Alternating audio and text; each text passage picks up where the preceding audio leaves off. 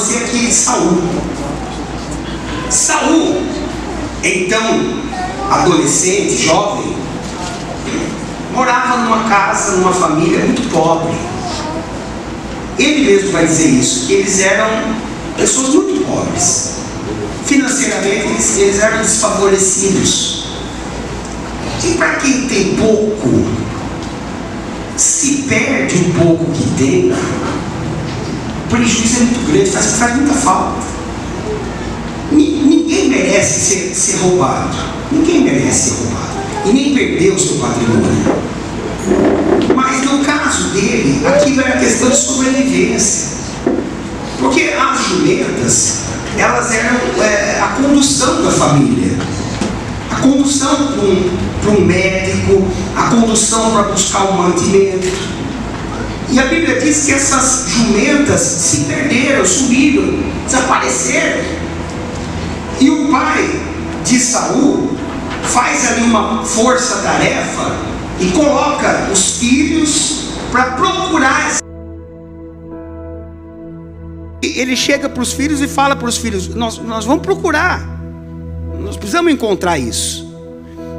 E eles saem para procurar as jumentas, e já faziam 3 dias que Saul e mais um companheiro estavam procurando essas jumentas. Passou os 3 dias, ele disse assim: nós precisamos voltar, porque o meu pai deve estar preocupado com a gente. Ele vai estar preocupado com as jumentas que perdeu, e agora ele vai ficar preocupado conosco também, porque nós saímos e não voltamos mais, não demos notícia. Aí o amigo disse assim para ele: Saul, nós já caminhamos 3 dias e estamos perto de onde vive o profeta Samuel. Por que nós não vamos até a casa dele consultar o profeta e perguntar para ele se ele sabe alguma coisa das jumentas, se ele tem ideia de onde foi parar?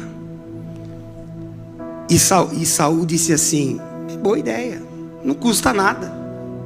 E desceram lá falar com o profeta. Só que a hora que eles estão descendo para falar com o profeta, Deus visita o profeta antes.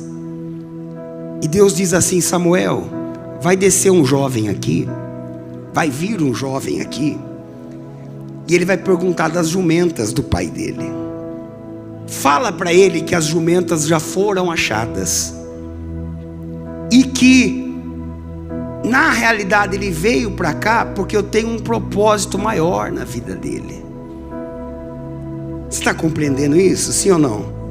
Então é isso que está escrito aqui, olha só, capítulo 9. Pastor Paulo, o senhor tem culto ainda hoje? Já acabou? O senhor vai ficar por aqui? Então depois eu vou chamar o senhor aqui para dar uma saudação para os irmãos, tá bom? Capítulo 9, versículo 20 diz, e olha o que Samuel vai dizer para ele: e quanto às jumentas que há 3 dias se te perderam, não se preocupe o seu coração com elas, porque já se encontraram. Talvez você veio aqui hoje porque você veio preocupado com alguma coisa. Você veio em busca de algo. Você veio em busca da cura de uma pessoa, da libertação de um filho, da abertura de uma porta. Você veio em busca de uma resposta. Você veio em busca de algo que para você é urgente. Como eu disse, para eles era questão de sobrevivência, a jumenta. Mas aquilo que trouxe você hoje preocupado, eu quero dizer para você, Deus manda dizer isso para você: não se preocupe mais, já foi encontrado. E você vai constatar isso quando chegar em casa, ou amanhã quando iniciar a semana no trabalho. Você vai ver que o que eu estou dizendo veio de Deus.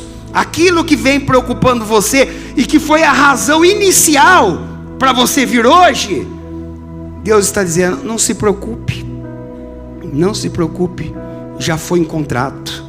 A cura Deus já te deu, a porta Deus já abriu, a resposta Deus já deu. Amém, gente? Mas Deus trouxe você aqui não por causa disso. Isso foi como diz, a isca que Deus jogou. Sumiu a jumenta e ele saiu procurar e foi cair na casa do profeta. Então, se veio lá a dor de cabeça, veio lá o problema, ou veio uma dúvida, ou surgiu algo dentro de você e que você precisava ouvir Deus falar, e aí você disse: eu vou na igreja, eu preciso dessa resposta. Repito, a resposta que você veio buscar, Deus já mandou, já encontrou. Na hora que você chegar na sua casa, você vai ver isso. A hora que começar a semana, você vai ver isso. O profeta disse: olha, a jumenta, não preocupa não, já foi encontrado. E aí vem a palavra que Deus queria dizer para ele: e para quem está reservado tudo o que é precioso em Israel, não é para ti e para toda a casa de teu pai? Samuel está dizendo assim: Saul, você veio procurar algumas jumentas, mas elas já foram encontradas. Descansa o coração, não preocupa mais com elas não, porque Deus trouxe você aqui, porque está reservado para você tudo que é precioso em Israel. No caso de Saul, naquela época, o que era a coisa mais preciosa ali? Era a coroa, era o trono, era a consagração como rei em Israel. Nos dias de hoje, o que é a coisa mais preciosa que Deus tem e pode dar para um ser humano? É o Espírito dele, é o Espírito Santo. A unção de rei naqueles dias era algo extraordinário, mas não se compara ao derramamento do Espírito Santo. Na realidade, Deus te trouxe aqui, a princípio, para dizer: você procura algumas coisas, mas o que eu quero te entregar é muito mais precioso do que o que você procurava. O que eu quero te dar é muito mais precioso, é muito mais importante. E mais, com o Espírito de Deus em sua vida, uma vez cheio do Espírito Santo, você alcança qualquer outra coisa, porque o Espírito Santo é a força de Deus aqui na terra. A pessoa que está cheia do Espírito Santo, ela vence em todas as áreas. Há dentro dela uma unção extraordinária, porque o Espírito Santo é o próprio Deus. E quando Deus entra em alguém, Ele não entra para perder. Amém, gente? Deus não entra em você para perder. Então Saul, ele foi procurar algumas coisas, mas Deus está dizendo assim: o que eu tenho para você, rapaz, é muito mais importante. Para quem está reservado tudo que é precioso, se não para ti e para a casa do seu pai? E aí Saul, no versículo seguinte, ele vai dizer assim: para mim, para o meu pai, porventura não sou benjamita, da menor das tribos de Israel? Então aí você vê que ele começa a se menosprezar. Ele começa a dizer: mas como é que pode? Será que o senhor não está querendo me animar com essas palavras? Porque veja, eu venho de uma tribo muito pequena. As outras tribos não vão querer seguir um rei da menor das tribos. E tem mais: na tribo de Benjamim, a minha família é a menor de todas as famílias da tribo. Por que o senhor fala isso para mim? Em outras palavras, ele está dizendo assim: o senhor está querendo me iludir? O senhor está querendo brincar comigo? E é mais ou menos isso que Deus está tentando te convencer hoje, que o que Ele planeja para a sua vida é muito maior do que você mesmo pode imaginar. Irmãos, 20 anos atrás eu cheguei na igreja buscando cura dos vícios. Mas eu jamais podia imaginar que uma vez curado dos vícios, Deus fosse fazer tudo o que Ele fez em minha vida. Você nem pode dimensionar tudo que Deus deseja fazer na sua vida. Aquilo que te trouxe num primeiro momento não é nada perto daquilo que Deus vai fazer em você. Agora, preste atenção, não se menospreze. Mas será que é comigo? Será que Deus vai olhar para mim? Mas eu sou pecador, eu sou falho, eu sou limitado, tanto quanto Saul. E vou dizer para você, Saul só se caminho por culpa própria. Deus não queria abandoná-lo. Mas aí Saul, uma vez cheio do Espírito de Deus, uma vez consagrado, ele começou a dar lugar para o orgulho. Ele começou a ficar convencido, ele começou a maltratar as pessoas. E aí Deus foi se desagradando dele no futuro. Mas aqui, ele tinha um bom coração. Ele era obediente aos pais. Ele toma as dores de Israel. Quando ele chega na casa dos pais dele, depois da consagração, ele fica sabendo que houve uma ameaça de um reino vizinho contra a nação de Israel. E quando esse rei vizinho faz a ameaça, Israel, por não ter uma liderança forte, tenta fazer uma aliança com aquele reino. E o imperador do reino que vinha atacando Israel disse assim: eu faço ali, cada homem de Israel deixar eu furar o seu olho direito. Olha que coisa terrível. O olho direito é o olho da mira. O que o diabo tenta até os dias de hoje é tirar os seus olhos do alvo, é tirar os seus olhos de Cristo. Por isso que a palavra pecado é sinônimo na língua portuguesa de errar o alvo. Porque quando você está acertando o alvo que é Cristo, você não consegue pecar. E aqui ele continua dizendo assim para Samuel: eu sou o menor, a minha família é menor, o senhor não fala brincando comigo não. Não tenta me iludir. Porque nós sabemos, irmãos, que muitas pessoas já estão calejadas de ouvir palavras bonitas, mas na prática não vê acontecer. Mas Deus não está te iludindo não. Deus está dizendo para você: eu trouxe você aqui porque eu quero te dar o que eu tenho de mais precioso, o meu Espírito. O meu Espírito. Detalhe, Samuel disse assim: para quem está reservado.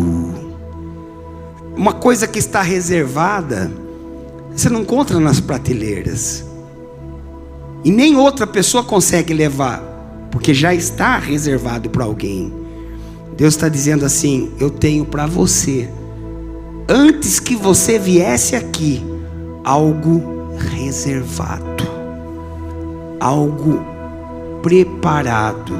E repito, não se trata de coisas, mas se trata do Espírito de Deus. E uma vez cheio do Espírito de Deus, você fará qualquer coisa. Amém, pessoal? Aqui ele continua dizendo assim no versículo seguinte, versículo 22: porém Samuel tomou a Saul e a seu moço e os levou na câmara e deu-lhes lugar acima de todos os convidados, que eram uns 30 homens. Samuel é a autoridade mais importante da nação. Tem uma mesa com 30 convidados, e aquele rapaz que não tinha sequer dinheiro, porque quando ele fala de consultar o profeta, o colega dele, ele fala assim para o colega dele: mas nós não temos dinheiro, como é que não? nós vamos até a casa do profeta de mãos vazias. Aí o amigo dele fala assim: mas eu tenho aqui umas moedas, eu te empresto. Ele, olha que loucura. Ele chega na casa de Samuel, e agora o que ele precisava, Deus já havia feito. Deus disse que a razão dele estar lá era para um propósito muito maior do que ele mesmo.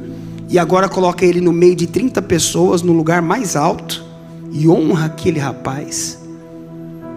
Veja, é o que Deus deseja fazer na sua vida. É o que Deus deseja fazer na sua vida. E aqui ainda diz assim, versículo 22. Versículo 23. Então disse Samuel ao cozinheiro: dá aqui a porção que te dei, que te disse, põe-na à parte contigo. Levou, pois, o cozinheiro a espádua com o que havia nela, e pô-la diante de Saul, e Samuel disse: eis que o que foi reservado está diante de ti. Come, porque se guardou para ti, para esta ocasião, dizendo: eu tenho convidado o povo, assim comeu Saul aquele dia com Samuel. Ou seja, havia um cordeiro preparado, separado, só esperando ele chegar. Cordeiro, você sabe que representa o Senhor Jesus Cristo. Já está tudo pronto para você. Agora, o Espírito Santo, e eu vou terminar, é diferente de uma unção de rei. Por quê? Porque a unção de rei, pega para mim a jarra, Lucas. A unção de rei, eles chegavam no rei, derramavam o óleo na cabeça dele, ele era consagrado rei. Agora, o Espírito Santo, ele é diferente. Porque a Bíblia nos chama de vasos. A Bíblia dá a entender que nós somos como um recipiente. E esse recipiente precisa ser cheio. O ser humano, ele tem corpo, alma e espírito. 1 Tessalonicenses 5:23, o apóstolo Paulo fala isso. Aí nasce a doutrina da tricotomia humana. E sejam preservados, irrepreensíveis perante o Senhor, o vosso corpo, alma e espírito. Dentro do ser humano está lá a alma, a consciência, e está lá o espírito. Não o Espírito Santo. Perceba que lá em Tessalonicenses 5:23, o espírito é com E minúsculo. Se trata do espírito humano. E esse espírito é o que, pastor? É a consciência que todo ser humano tem de Deus. Mas quando a pessoa já está cheia, como esse copo, não tem como o Espírito de Deus vir encher ela. Ela está cheia já. Ela já está cheia ela já sabe tudo. Ela está cheia dos seus achismos, de seus preconceitos, ou cheia de mágoa, ou cheia de ressentimento, ou cheia de pecado, ou ela está cheia. E aí o Espírito Santo, que foi prometido, e que é a coisa mais preciosa que alguém pode receber, e é o que vai mudar a vida dessa pessoa para sempre. Como eu disse para você, eu, como tantos outros aqui, chegamos na igreja destruídos, e o que queríamos era uma cura, uma libertação, uma porta aberta. Mas Deus falou assim: isso aí não é nada perto do que eu quero fazer. O que você veio buscar está aqui, já está feito, pronto. Mas preste atenção, o que eu quero te entregar é mais precioso do que isso. Dá para entender isso? Então, a pessoa, Deus fala com ela, mas ela já está cheia. Então, não tem como Deus encher o que já está cheio. Por isso que a Bíblia nos ensina que há a necessidade de esvaziar de nós mesmos. Esvaziar do eu, do ego, do achismo, do pecado, etc, etc, etc. Você não consegue encher esse copo, ele já está cheio. que você tem que fazer hoje? Você precisa pegar a sua vida e esvaziar ela. Esvaziar de tudo que você acha que sabe, esvaziar do pecado, esvaziar das mágoas, dos ressentimentos, esvaziar de tudo. E uma vez que você se esvaziou, aí sim Deus pode cumprir a promessa de encher a sua vida. E quando Ele enche a sua vida, vou dizer aqui para você, vai enchendo, vai enchendo. Quando Ele enche a sua vida e você está cheio, Ele continua perto de você, porque outros que estão vazios, através de você, conseguem beber também dessa fonte. E Deus sempre vai te enchendo mais. Quanto mais você enche outros, mais Deus vai enchendo você, porque Ele é uma fonte inesgotável. Por isso que a Bíblia diz que quem crê em Deus, rios de águas vivas fluirão do seu interior. Você compreende isso? O que você veio buscar, não se preocupe, Deus já te deu. Mas preste atenção, Ele tem para você algo muito precioso e mais importante do que o que te trouxe aqui. Ele quer te entregar o que há de mais precioso. Não uma coroa corruptível, humana, mas uma coroa de glória. O Espírito dele derramado em você.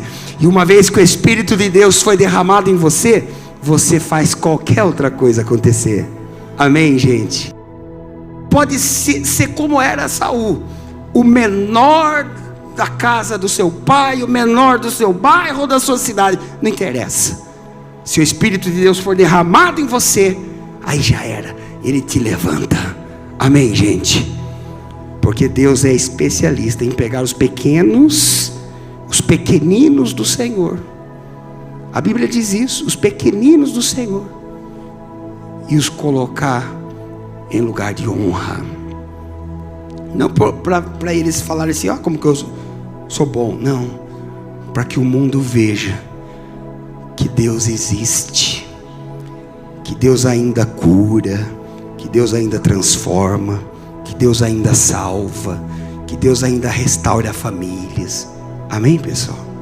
Fiquem todos em pé, por favor, em nome de Jesus.